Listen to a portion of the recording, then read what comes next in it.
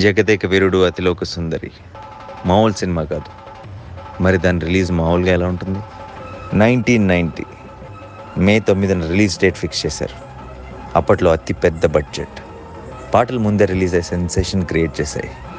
అన్నీ బాగున్నాయి అనుకుంటున్న టైం, సరిగ్గా అదే టైంకి అంటే 6వ తారీఖున తుఫాను వార్తలు మొదలు. సినిమా ప్రింట్స్ కూడా ఎలా పంపాలో తెలియని పరిస్థితి. భారీ వర్షాల దెబ్బకి ఎక్కడ ట్రైన్స్ అక్కడ ఆగిపోయాయి. చెట్లు, కరెంట్ స్తంభాలు కూలిపోయి మొత్తం రాష్ట్రం అతలాకుతలం. ప్రింట్స్ పంపడం ఎలా? కానీ రిలీజ్ ఆగకూడదు.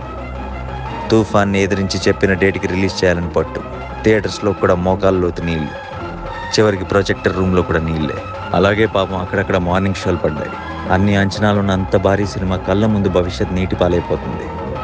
చేసిన పబ్లిసిటీ అంతా వర్షాలకి మట్టి కొట్టిపోయింది. ఇక కూర్చొని బాధపడితే ప్రయోజనం లేదు. విజయవాడ వెళ్ళి జరగాల్సింది ప్లాన్ చేద్దామని అశ్విని దత్ గారు, రాఘవేంద్ర గారు విజయవాడ వెళ్ళారు. 11వ తారీఖున విజయవాడ వెళ్ళగానే ముందు రాఘవేంద్రరావు గారిని మనోరమ హోటల్లో దించి దత్ గారు తన ఇంటికి వెళ్ళారు. ఇంట్లో కరెంట్ లేదు. ఓ చిన్న లాంతర్ వెలుగులో దత్ గారు, శ్రీమతి, ఫాదర్ ధర్మరాజు గారు, దత్ గారు ముగ్గురు ఆడపిల్లలు భోజనం చేస్తున్నారు. ఇంట్లో చీకటి, దత్ గారి మనసులో చీకటి. అప్పుడు దత్ గారు చాలా నిరాశగా, ఇదే నా ఆఖరి సినిమా ఏమో అన్నారు ఫాదర్తో. ఆ మహానుభావుడు వెంటనే, ఏం పర్వాలేదు, మంచి సినిమా తీసావు, సెటిల్ అవుతుంది, ముందు భోంచే అని ధైర్యం చెప్పారు. మర్నాడు పక్కనే ఉన్న గుంటూరు మంగా థియేటర్కి దత్ గారు, రాఘవేంద్ర గారు కలిసి వెళ్తే అక్కడ వాతావరణం వేరేగా ఉంది. క్లాస్ ఆడియన్స్ ఉండే బాల్కనీలో జనం మాస్ ఆడియన్స్లా రెచ్చిపోతున్నారు. చప్పట్లు, ఈలలు, గోల గోల.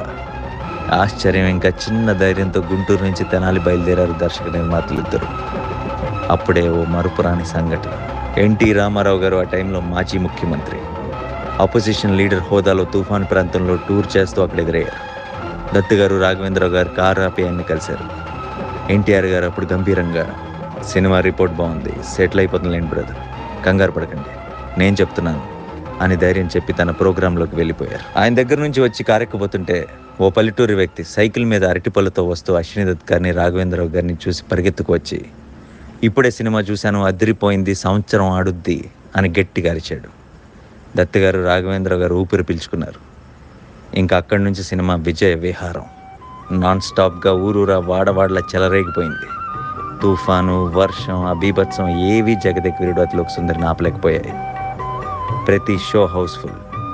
పడవల్లో టౌన్కి వచ్చి మరి సినిమా చూశారు. ల్యాండ్ మార్కెట్స్ ఊరికే వస్తాయా? తెలుగు సినిమా చరిత్రలోనే జగదేక వీరుడు అతిలోక సుందరి అంటే ఓ తుఫాన్. 30 ఏళ్ళయింది. ఓ చిన్న డౌట్ మిగిలిపోయింది. ఉంగరం ఏమైంది? ఉంగరాన్ని మింగిన చాప ఏమైంది? అపూర్వమైన గంధర్వ గానమేదో నా మదిలో మొదలుగుచున్నది.